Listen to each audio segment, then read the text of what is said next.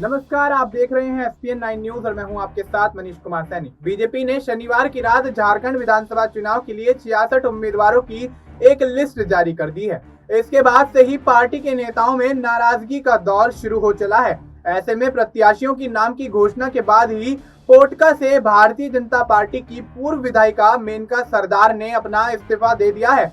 अब वह निर्दलीय चुनाव लड़ सकती हैं। मेनका सरदार अनुसूचित जाति जनजाति के लिए आरक्षित सीट पोटका से 3 बार विधायिका रह चुकी हैं। उन्होंने पोटका विधानसभा सीट पर साल 2000, 2009 और 2014 में विधानसभा का चुनाव जीता था। मेनका सरदार की नाराजगी की वजह भी सामने आ रही है। माना यह जा रहा है कि वह मारी मुंडा के प्रत्याशी बनाए जाने से खफा हैं। हालांकि भारतीय जनता पार्टी के प्रदेश अध्यक्ष बाबूलाल मरांडी को दिए गए इस्तीफे में उन्होंने अपनी नाराजगी का कोई भी जिक्र नहीं किया।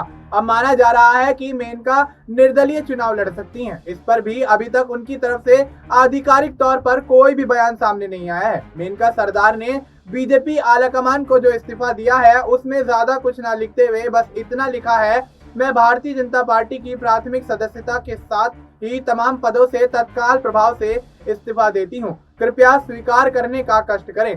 धन्यवाद। मेनका सरदार, पूर्व विधायिका पोटका। झारखंड विधानसभा चुनाव के लिए भारतीय जनता पार्टी ने जो कैंडिडेट की लिस्ट जारी की है उसमें 66 उम्मीदवारों के नाम की घोषणा की गई है। इस लिस्ट में चंपाई सोरेन और बाबूलाल मरांडी आदि की सीटों का भी ऐलान हो गया है। वहीं अर्जुन मुंडा की पत्नी मीरा मुंडा को पोटका से टिकट दिया गया है। मेनका सरदार इसी बात से नाराजगी जाहिर करती हुई नजर आ रही हैं। चुनाव आयोग द्वारा जारी किए गए शेड्यूल के अनुसार झारखंड विधानसभा चुनाव 2 चरणों में संपन्न कराए जाएंगे। झारखंड की 81 विधानसभा सीटों में से 43 पर पहले चरण में 13 नवंबर को मतदान किया जाएगा। वहीं दूसरे चरण में 20 नवंबर को 38 सीटों पर वोटिंग होगी। इसके बाद 23 नवंबर को मतगणना के बाद राज्य में नई सरकार का ऐलान हो जाएगा। अब देखना दिलचस्प होगा कि झारखंड में होने वाले विधानसभा चुनाव के परिणामों के बाद क्या मौजूदा सरकार यानी जेएमएम की सरकार वापसी करती हुई नजर आती है और हेमंत सोरेन एक बार फिर से मुख्यमंत्री बनते हैं, या फिर भारतीय जनता पार्टी बाजी मारेगी और सरकार बदलने में कामयाब होती हुई नजर आएगी। फिलहाल आपको इस मुद्दे पर क्या कुछ लगता है, आप अपनी राय हमें कमेंट करके बता सकते हैं। बाकी देश और दुनिया से जुड़ी